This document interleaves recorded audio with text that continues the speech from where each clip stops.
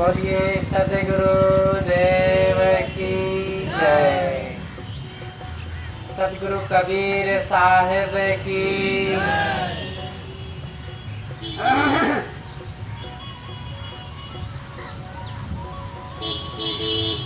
सम्माननीय सज्जनों,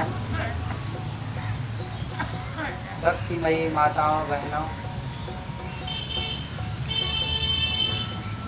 रविवारी सत्संग कार्यक्रम का आज ये सभा चल रही है।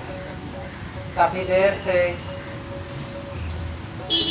हम भजन श्रवण कर रहे थे। पूज्य साहिब जी के साथ यहाँ आना हुआ और पिछले सप्ताह भी आए, रविवार के दिन कार्यक्रम में भी सम्मिलित होना हुआ और आज पुनः आप सबके बीच अवसर मिला। आप सबसे मिलकर के बड़ी प्रसन्नता हुई और ये सभा, ये संगठन, ये सत्संग के प्रति प्रेम और ये ज्ञान विचार की चर्चा बहुत ही अनमोल है। ये थोड़े लोगों का होना, आप लोग ये न सोचिएगा कि मजा नहीं आ रहा। बड़ी महफिल होती, बड़ी भीड़ होती और बड़ा मंच होता तब अच्छा लगता। भीड़ और मंचों को देख करके मत जाइएगा। भीड़ और बड़े बड़े मंचों में बड़ी बड़ी भंगार भरी हुई है और अगर यहाँ भी भीड़ हो जाए तो कोई बुरा नहीं है, लेकिन अब भीड़ नहीं होती तो क्या जो कुछ हो रहा है यह भी छोड़ दें? हम अपना कर्तव्य करें। हमें अपने कर्तव्य करने से और अपने जीवन में संयम, सद्कर्म, सत्संग और सुसंग का आचरण करने से हमारा लाभ होगा कि हजारों की भीड़ में हम बैठ जाएं तब हमारा लाभ होगा। भीड़ में कुछ नहीं काम करती है। भीड़ भी भले आदमी की भीड़ है, लेकिन वहाँ एक एक व्यक्ति का तब लाभ होगा जब एक एक व्यक्ति खुद अपना आचरण करे।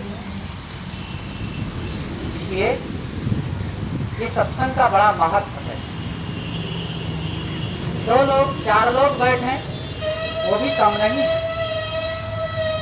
तो हम लोग ये संगठन बनाए रखें और नए नए लोग भी जुड़े, उनका भी स्वागत किया जाए और ये एक दूसरों के लिए सहानुभूति, प्रेम, संगठन, सत्संग और ज्ञान की चर्चा और जीवन में कल्याण के पथ पर आगे बढ़ने का साहस, ये होना ही चाहिए सबको। और ये केवल पुरुषों के लिए ही उनके जरूरत की चीज नहीं, नारियां भी इसमें आगे आवें, क्योंकि उनकी भी आवश्यकता है।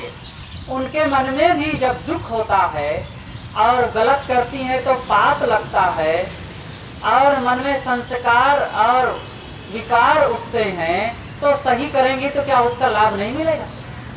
पुण्य करेंगे तो उससे शांति नहीं मिलेगी? सदकर्म करेंगे तो उनके संस्कार पवित्र नहीं होंगे क्या? इसलिए सबकी आवश्यकता है और यह काम सबको करना चाहिए। सदगुरु कबीर साहब की एक साखी मैं कहूँ और उसी पर थोड़ी सी चर्चा। साहब कहते हैं, अमृत वस्तु जाने नहीं, मगन भया सब लोए। कहीं कबीर कामो नहीं, जीवई मरण न होए। बीजक सदगुरु कबीर साहब का शास्त्र है। भारतीय परंपरा में जैसे यहाँ का मूल ग्रंथ वेद हैं, वैसे सदगुरु कबीर साहब की रचना, जो कि मौलिक रचना है, वो बीजक है। वैसे साहब के और भी ग्रंथ हैं, जैसे कबीर भजनावली और कबीर साखियां, लेकिन जो सिद्धांत में और अपनी परंपरा सिद्धांत के बाहर जो प्रामाणिक रूप से ग्रंथ है वो बीजक है। और बीजक को साहब ने स्वयं तैयार किया और बीजक नाम साहब ने खुद दिया है। उन्होंने कहा, बीजक वित्त बतावे जो वित्त गुप्ता होए, ऐसे शब्द बतावे जीव को बूझे बिरला कोय। ये बीजक, जैसे बीजक का अर्थ ही होता है छिपे हुए धन का रहस्य बताने वाला प्रमाण, आधार। व्यापारी लोग पहले बंजारे लोग होते थे, पहले ऐसा बैंक की व्यवस्था नहीं हुआ करती थी। जो यायावर्त होते थे, एक स्थान से दूसरे स्थान आना जाना रहना उनका चलता रहता था, पैसे प्राप्त करते थे। आप कहाँ जमा करें?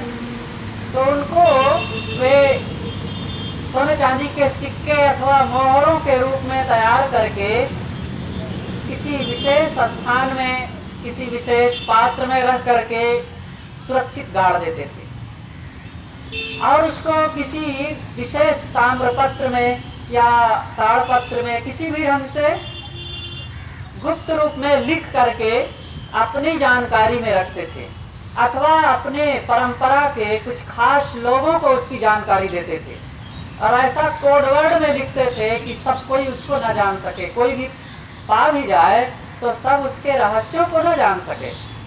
तो ऐसे प्रामाणिक उस तथ्य को बीजक कहा जाता है। आज बनिया लोग भी बीजक रखते हैं। लंबा जो उधार लेन देन का हिसाब किताब होता है सेठों के पास, तो उस पोथी को भी बीजक कहा जाता है। तो बीजक का मतलब जो छिपा हुआ धन है, जो संभावित है, मिलेगा समय से, उसके भेद को बताने वाले ग्रंथ को बीजक कहते हैं। तो साहब ने भी अपने ग्रंथ का नाम बीजक रखा। तो साहब का ग्रंथ कौन सा धन बताने वाला है? साहब कहते हैं कि ऐसे शब्द बतावे जीव को बूझे बिरला कोय। जीव जो धन है, जीव आपका स्वरूप, सबके अंदर जो बैठा हुआ चेतन आत्मा है, ये धन है सबके लिए। इसी धन के आधार पर ही तो जीवन में सारी कमाई की जाती है। आप व्यापार कर रहे हैं, दुकान कर रहे हैं, नौकरी कर रहे हैं, परिवार चला रहे हैं, मकान बना रहे हैं, किस आधार पर? आपके पास कोई मूल पूंजी है, उसी के आधार पर तो सारी गतिविधि हो रही है, दौड़ धूप हो रही है, कार्य व्यवहार हो रहा है। तो वो कौन सी मूल पूंजी है? और उस मूल पूंजी के खत्म हो जाने के बाद सारा व्यापार ठप हो जाता है। वो क्या चीज है? कौन सा धन है? वही है जीव, चेतन आत्मा। जब तक शरीर में चेतन आत्मा है, जीव है, तब तक दुकान चलाया जाता है, व्यापार किया जाता है, नौकरी की जाती है, खेती और डॉक्टरी, इंजीनियर, वकालत, परिवार, सारी व्यवस्थाएं होती है। और जीव के निकल जाने के बाद सारा काम ठप हो जाता है, बंद हो जाता है। तो जीव क्या चीज है? चेतन क्या चीज है?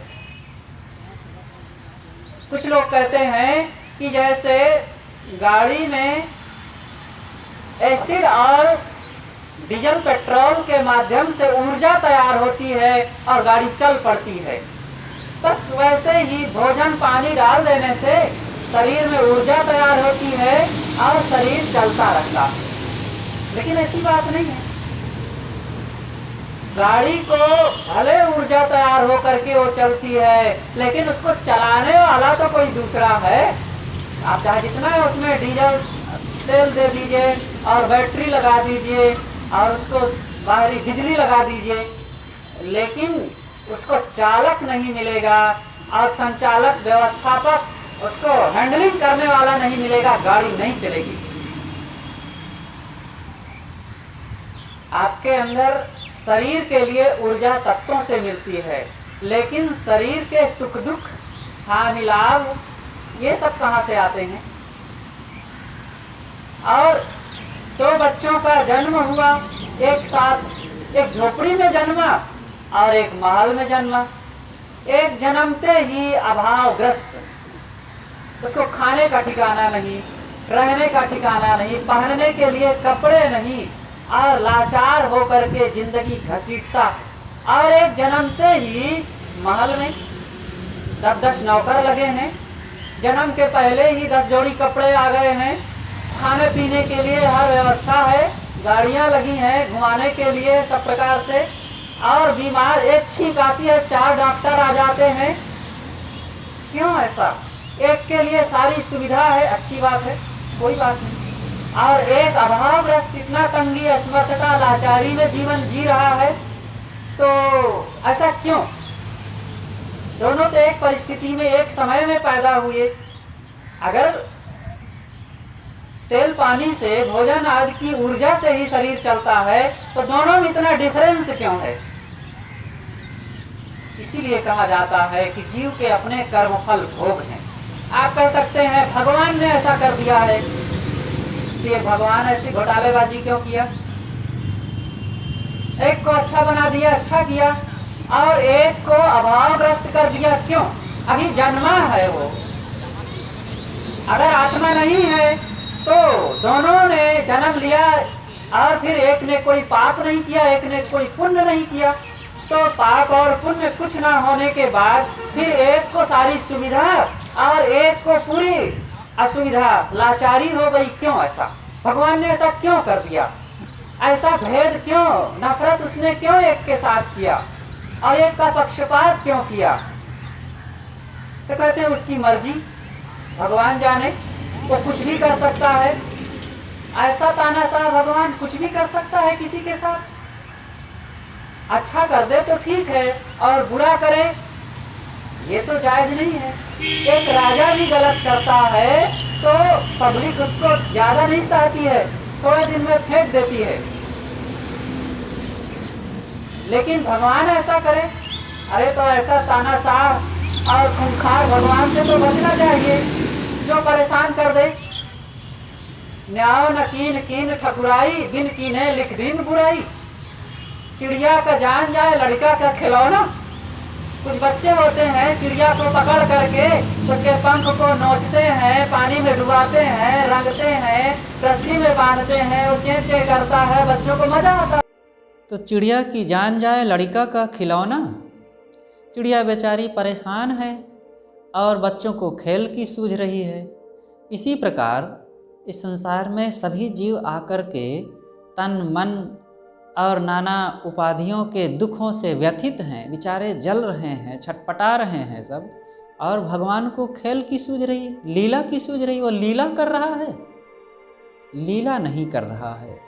हम अपने कर्मों का परिणाम भोग रहे हैं और यहाँ आकर के इच्छाएं कामनाएं बनाते हैं और फिर उसके अनुसार ऊंचे नीचे कर्म करते हैं और फिर वो कर्मों में बंध करके पुनः जन्म धरते हैं।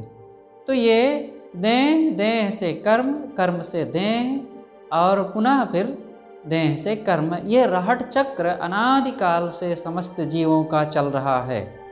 लेकिन इसी में जो साधक साधना करते हुए गुरु संतों और ज्ञानवान बोधवान लोगों के सानिध्य में रह करके आत्मनिरीक्षण, इंद्रिय संयम, मन की परख, स्वरूप का बोध और संसार से अनासक्ति के विचार अपनाते हुए आत्मकल्याण की धारा में चलता है और निरंतर वो निष्काम अपने मन को करता जाता है, उसके लिए ये संसार एक दिन खत्म हो जाता है।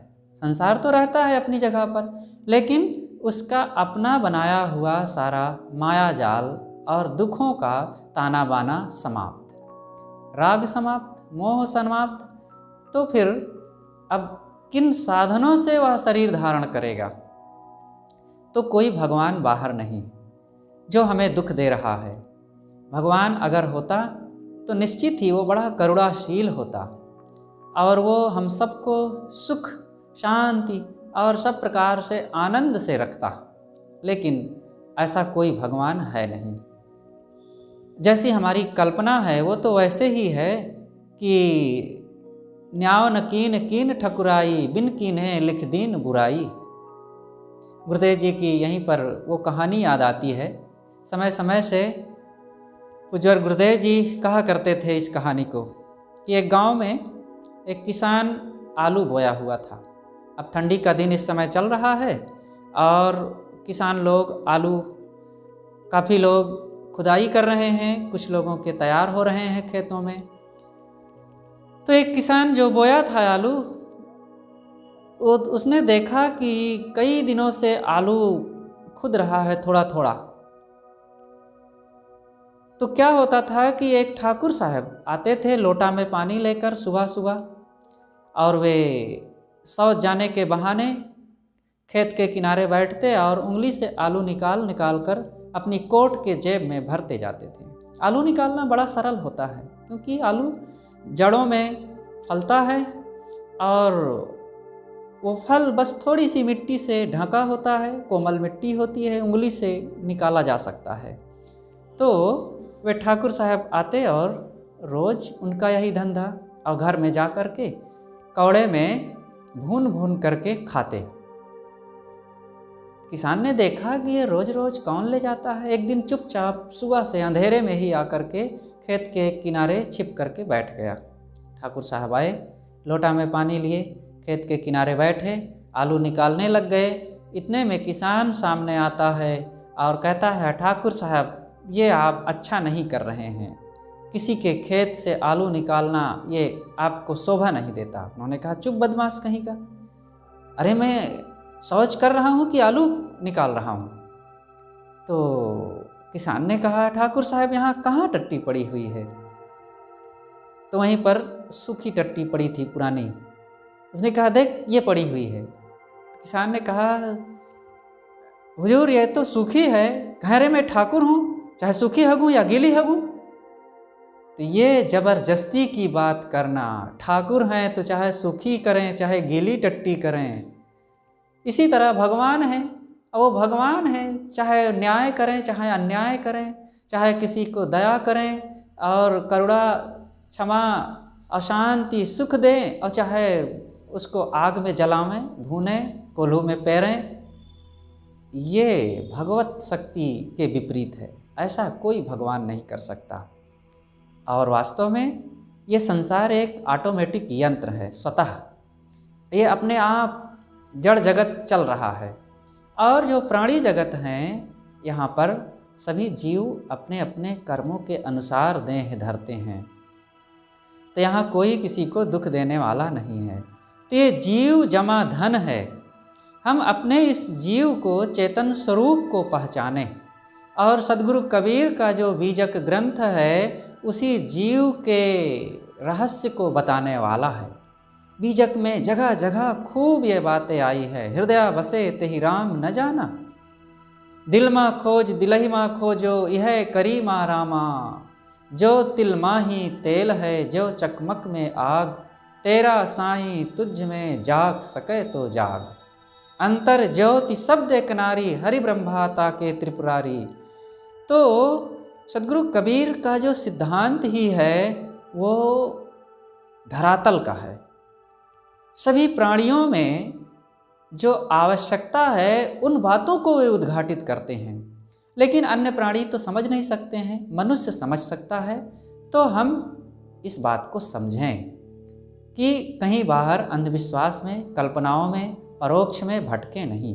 जड़ पूजन में अपने समय को और जीवन के अनमोल इन घड़ियों को बितावें ना। थोड़ा सा अवसर है, इसको हम निर्णय, बोध, विचार और भक्ति साधना में लगा करके शरीर को सार्थक करें, मन को पवित्र करें और अपने कल्याण का काम करें। तो सद्गुरु कबीर कहते हैं, अमृत वस्तु जाने नहीं, मगन भया सब लोए, कहीं कबीर कामो नहीं, जी वहीं मरण न होए। लोग अमृत वस्तु को नहीं समझते। अमृत कहीं है नहीं बाहर, अमृत खोजिए तो मिलेगा नहीं कहीं। विष तो खूब मिल जाएगा, घर घर में मिल जाएगा, और आज खूब लोग विष खा भी रहे हैं। बड़ी वीरता लोग अपनाते हैं। थोड़ी सी प्रतिकूलता आई, थोड़ा सा दुख आया, थोड़ा सा किसी ने कुछ कह दिया और थोड़ी सी असफलता हो गई, बस बड़ा सरल लोग जहर खा लिए, फांसी लगा लिए और भी किसी ढंग से अपनी जान को गंवा देते हैं। ये वीरता नहीं, ये कायरता है। जीवन की समस्याओं से पलायन करना समस्या से मुक्ति पाना नहीं है। समस्याओं के साथ बहादुरी पूर्वक हम उसका सामना करें, और सामना करने से ही हम समस्या से बच सकते हैं। एक बार स्वामी विवेकानंद कहीं चले जा रहे थे। काशी में वे चल रहे थे। एक जगह एक खेत की तरफ से निकले, इतने में कुछ बंदर एक पेड़ पर बैठे हुए थे, और स्वामी जी का विचित्र वेशभूषा और लाल वस्त्र, लंबा चौड़ा कपड़ा देख करके वे स्वामी जी की ओर थोड़ा आकर्षित हुए और स्वामी जी की तरफ दौड़े। स्वामी जी को लगा कि ये बंदर मेरी तरफ आ रहा है और मुझ पर हमला कर सकता है, तो वे भागे। बंदर भी भागा, तो और ज़ोर से वे भागे, बंदर और ज़ोर से पीछा किया।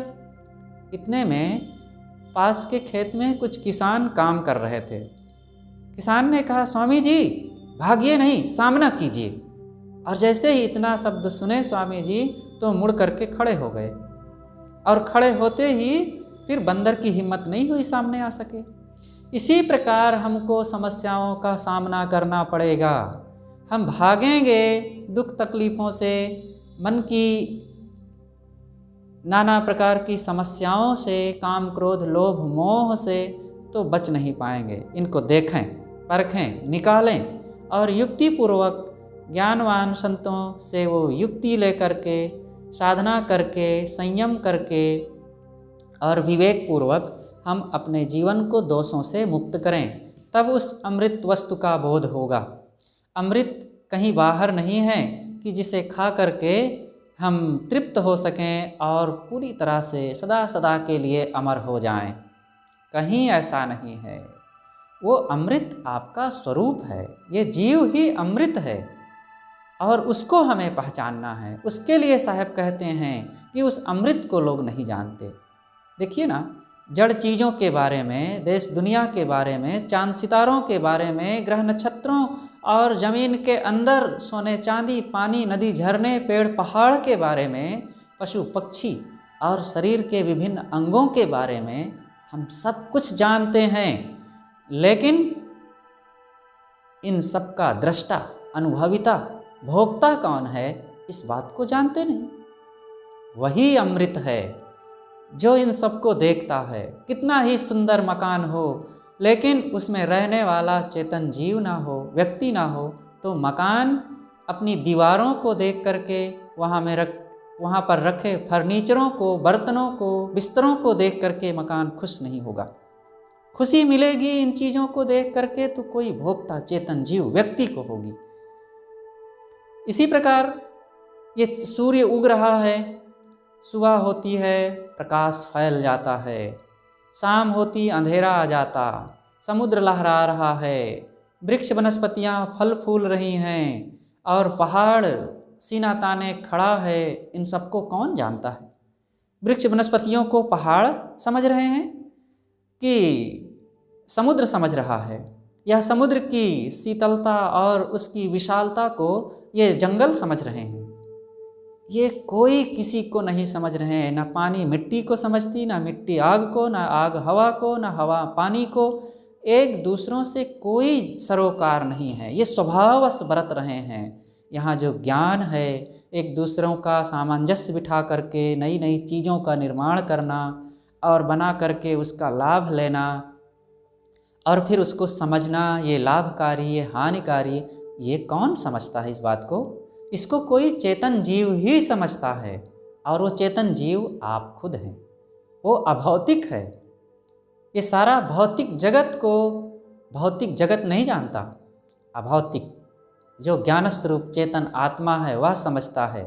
वही अमृत है। उसी अमृत वस्तु, उसी चेतन जीव के बारे में साहब कहते हैं कि अमृत वस्तु जाने नहीं, मगन भया सब लोए। दुनिया के चीज़ों में, भोगों में सारा संसार मगन है। हमें घर मिल गया, धन मिल गया और इंद्रियों के भोग मिल गए, ज़मीन मिल गई, गाड़ी मोबाइल मिल गया, बस मगन हो गए, मिल गया। इसी में हम कृतार्थता अपनी समझते हैं।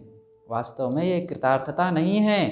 ये जीवन गुजर के लिए, थोड़े दिन के लिए मिले हैं और बस छूट जाएंगे।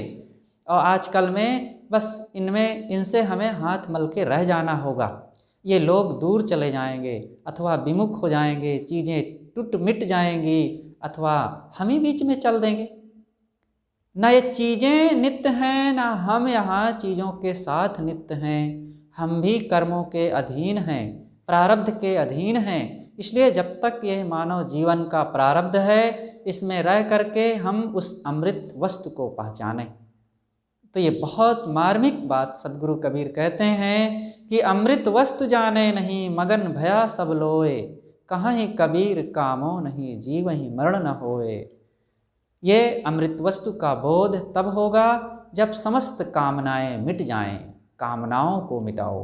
हम दुश्मन को मिटाते हैं और ऐसी चीज़ों को खोजते फिरते हैं जो हमारे लिए देह की हानि पहुंचावे, चीज़ों की हानि। अहंकार का पोषण जिससे नहीं होता उसको विरोधी मानते हैं।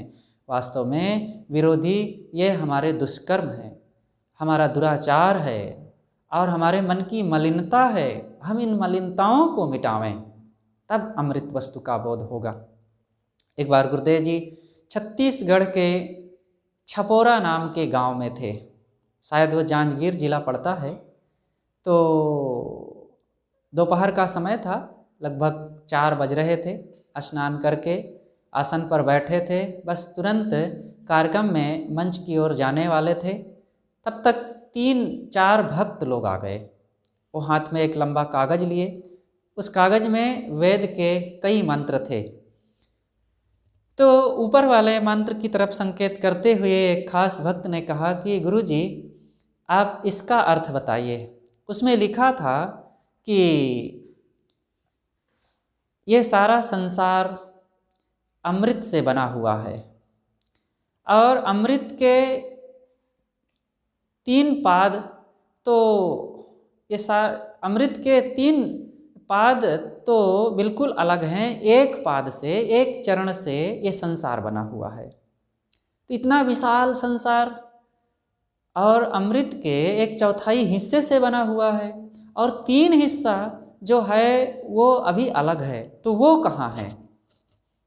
गुरुदेव जी ने कहा कहीं नहीं है। तो क्या अमृत कहीं है ही नहीं? लोगों ने पूछा कि क्या कहीं अमृत है ही नहीं? गुरुदेव जी ने कहा है। क्यों नहीं है? है। तब कहाँ है? गुरुदेव जी ने कहा आप खुद अमृत हैं और ये कागज को लेकर के इसके पीछे मत भागो। ये कागज में लिख दिया गया है कि 3 पाद से संसार बना है और ये संसार अपने आप है। और अमृत की बात है तो अमृत आपका स्वरूप है। वो कोई भौतिक रूप में, पदार्थ रूप में, किसी पात्र में आपको नहीं मिलेगा कि उसका कोई झरना है या उसका कोई वृक्ष है या उसकी कोई घाटी है जहाँ पर वो भरा हुआ है, हम निकाल लें और पान कर लें उसका। आपका स्वरूप ही अमृत है। तो उन्होंने कहा कि महाराज फिर इसका अनुभव कैसे होगा? तब गुरुदेव जी ने कहा इच्छाओं कामनाओं को मिटाओ।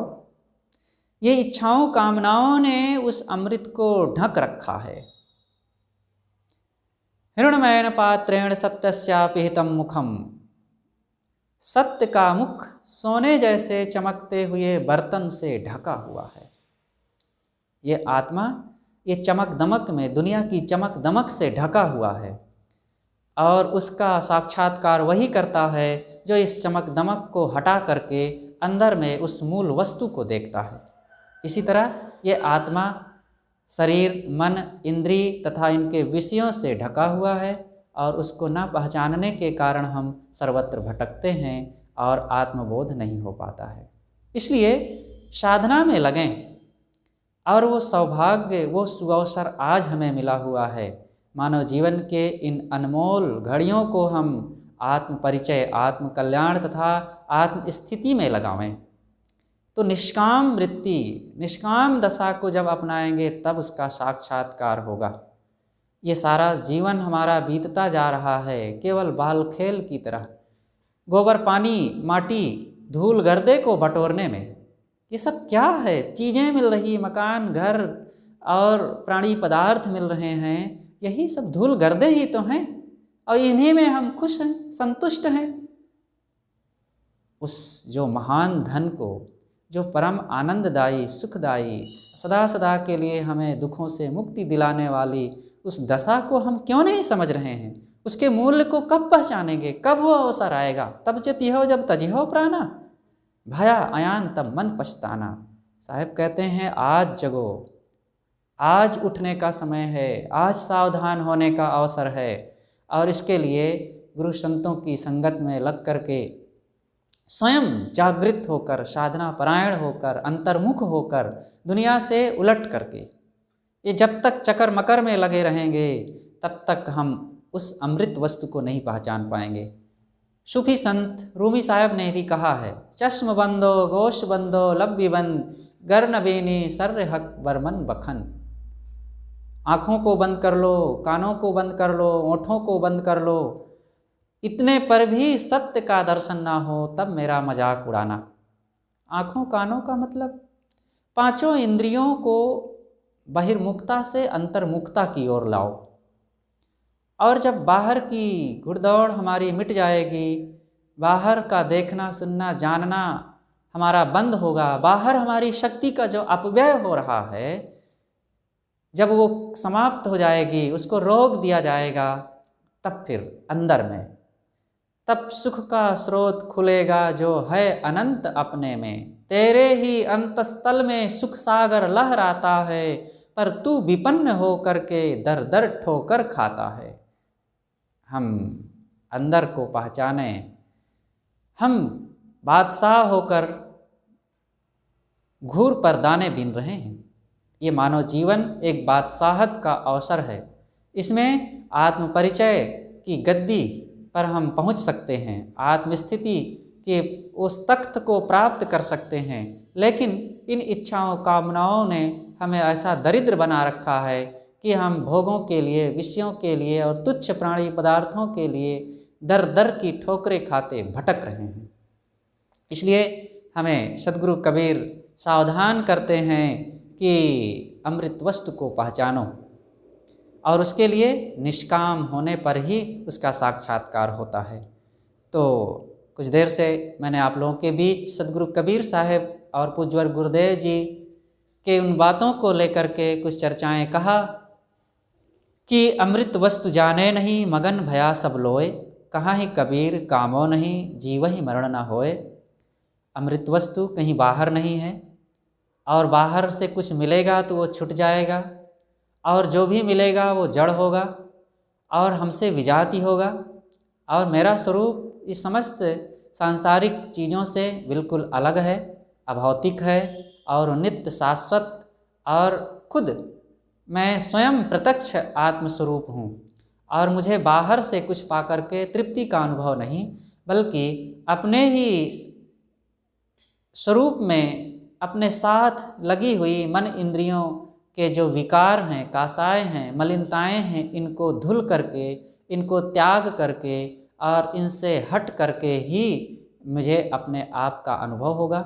और यह आत्म अनुभव ही परम शांति की दशा है। आत्म अनुभव जब भयो, आत्म अनुभव जब भयो तब नहीं हर्ष विषाद, चित्र दीप सम होए रहे तज के बाद विवाद। आत्म अनुभव हो जाने पर फिर सारा वाद विवाद, फक फक बोलना और दुनिया में राग रंग करना उसका बंद हो जाता है। इसलिए हम बाहर से लौटकर अपनी तरफ आवें। अगर बोधपूर्वक साधना करते हुए अपनी तरफ नहीं लौटेंगे तो एक दिन हमें संसार अपने आप छोड़ देगा। और जिनके लिए हम भाग रहे हैं और बहुत दौड़ धूप लगाए हैं, वे खुद हमें ले जा कर के एक 4 हाथ के गड्ढे में डाल आएंगे और सब हमारा अपना माना हुआ जहाँ का तहाँ रह जाएगा। क्योंकि पूर्व वाले सब छूट गए, आज वाला भी छूट जाएगा। कुछ ऐसी कमाई करें जो साथ हो, कभी ना छूटे और मेरा अपना हो। वह है यही आत्म स्थिति का काम, आत्मबोध, आत्मसंयम। इसके लिए हम ध्यान दें और अपने कल्याण का काम करें। काफ़ी दिनों से आप लोगों के बीच रहते रहते सत्संग ज्ञान विचार की चर्चा होती रही। आप सब लोगों की जिज्ञासा, प्रेम, भक्ति भावना और संत गुरुजनों के प्रति वह स्नेह भाव तथा आदर भक्ति भाव बहुत प्रशंसनीय है। और इसी प्रकार सत्संग के प्रति रुचि और जीवन को पवित्रता की ओर, शांति सदाचार की ओर तथा कल्याण की ओर लगाने के लिए हम प्रयासरत रहें। यही जीवन की सफलता है। खाना और पीना तो पशुओं का भी काम है, लेकिन कल्याण का काम केवल मनुष्य कर सकता है। और आप सब लोगों की यह निष्ठा, उत्साह तथा भक्ति भावना देख करके मन को बड़ी प्रसन्नता हुई और यही शुभकामना है। गुरुदेव से हम यही प्रार्थना करते हैं कि आप सब लोग इसी उद्देश्य को लेकर के अपने जीवन में भक्ति भाव बढ़ाते हुए आगे बढ़ते रहें। अपनी बातें मैं यहीं पर समाप्त करता हूँ। बोलिए सद्गुरु देव की जय।